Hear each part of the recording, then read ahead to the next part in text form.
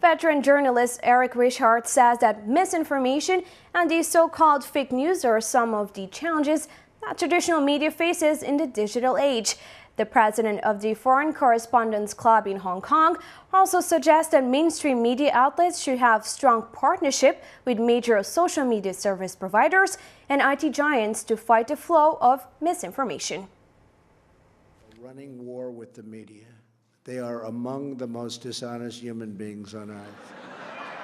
They say it's human nature to only hear what one wants to, and popular figures being criticized in news reports and in turn calling traditional media as fake news are a case in point.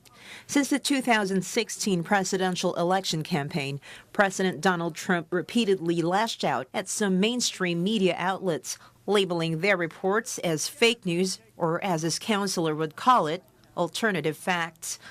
Many popular figures across the world have also followed suit.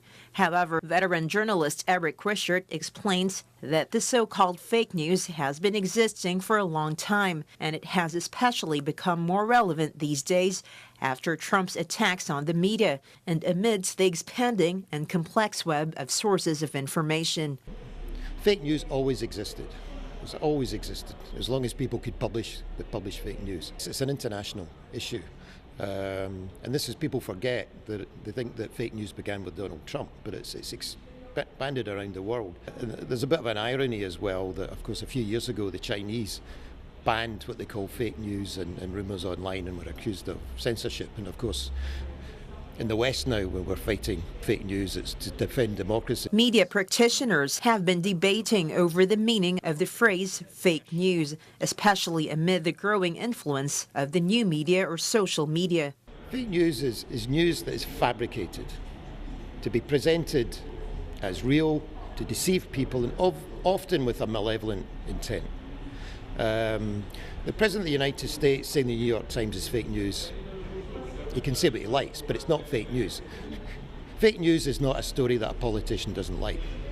It's also not a mistake that a journalist makes. Wishart has also expressed fears that with the growing influence of social media over the traditional media, the future generations might lead into living in a parallel universe. Or are we moving into this world of kind of parallel universes of one part of the population is properly informed and one part of the population isn't? I mean, you can debunk it or prove it false as much as you like. They don't want to hear that. They will believe Donald Trump. They will believe New York Times is fake news. It doesn't matter if it's right or wrong. I mean, and I think it's very difficult if people have that mindset to do much about it. And to fight the flow of fake news and prevent misinformation these days, Wishart suggests that the audience should always verify the facts and information. There's so multiple sources of information now. Yeah, I mean, the journalists no longer control the agenda. And I think the way ahead is, on one hand, the internet giants, the Facebooks, the Twitters, the Googles, fighting it without resorting to censorship, which is, we're into a very grey area there.